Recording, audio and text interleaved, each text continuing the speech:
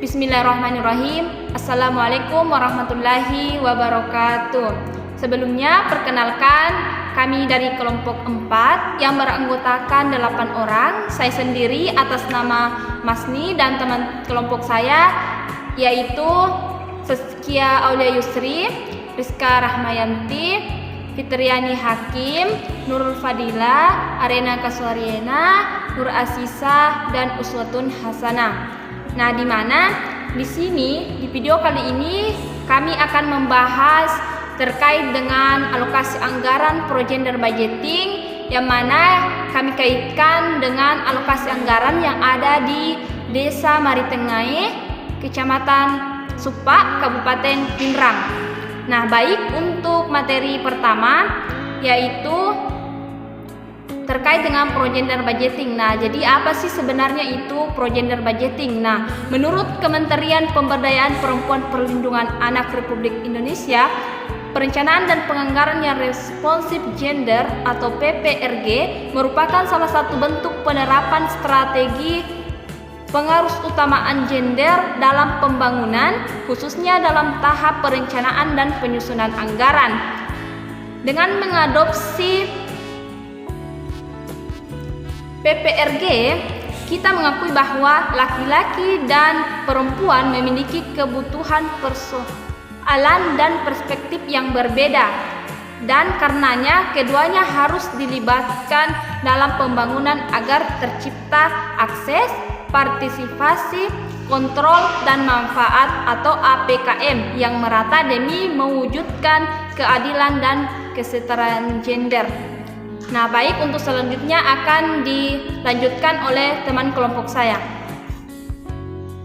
Jadi, jelas bahwa ARG tidak hanya berbicara soal kebutuhan praktis gender yang berhubungan dan kebutuhan dasar untuk survival biologis, melainkan juga berupaya memenuhi kebutuhan strategis gender, kebutuhan jangka panjang yang dapat menaikkan posisi perempuan dan laki-laki, dan berupaya menutup kesenjangan antara keduanya.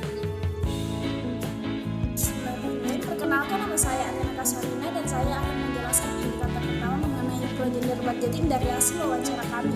Adapun indikator yang pertama yaitu indikator kategori anggaran spesifik gender atau gender spesifik. Alokasi yaitu alokasi yang diperuntukkan bagi kebutuhan spesifik gender tertentu seperti kebutuhan perempuan, kebutuhan anak, kebutuhan bayi, dan juga kebutuhan lansia dengan perkiraan anggaran sebesar 85.750.000. Baik, perkenalkan, saya atas nama Rizka Rahmayanti akan menjelaskan indikator yang kedua yaitu indikator kategori alokasi anggaran untuk meningkatkan kesempatan yang setara dalam pekerjaan. Sebagai contoh, program yang dijalankan di Desa Maritengae yaitu program pengembangan lingkungan sehat dalam rangka meringankan beban ganda perempuan, program pembinaan peran serta masyarakat dalam pelayanan KB Mandiri dalam rangka mengurangi diskriminasi, program asuransi kesehatan untuk keluarga tidak mampu dalam rangka mengurangi marginalisasi, alokasi anggaran untuk obat-obatan, serta training untuk para manajer perempuan dengan perkiraan anggaran sebesar 50 juta rupiah. Baik, saya Saskia Aulia Yusri. Pemateri selanjutnya akan melanjutkan materi sebelumnya, yaitu poin ketiga, indikator kategori alokasi anggaran umum yang mainstream, yaitu alokasi umum yang memiliki tendensi terhadap keadilan gender. Sebagai contoh yaitu adanya alokasi anggaran untuk pembangunan fasilitas-fasilitas umum seperti toilet dan parental room di tempat-tempat umum dari alokasi dana yang dibutuhkan untuk pendidikan, yang mana anggarannya yang digunakan yaitu sebesar 75.850.000. Baik, dari hasil wawancara kami juga ternyata keberadaan perempuan di desa agak sulit untuk berkarya, ditambah lagi dengan adanya hambatan dari tradisi yang berlaku. Untuk itu, perempuan di Desa Maritengae untuk dapat berkarya dan berkontribusi, kepala desa mengatakan bahwa kita harus punya tips dan trik untuk bisa menjalani double burden.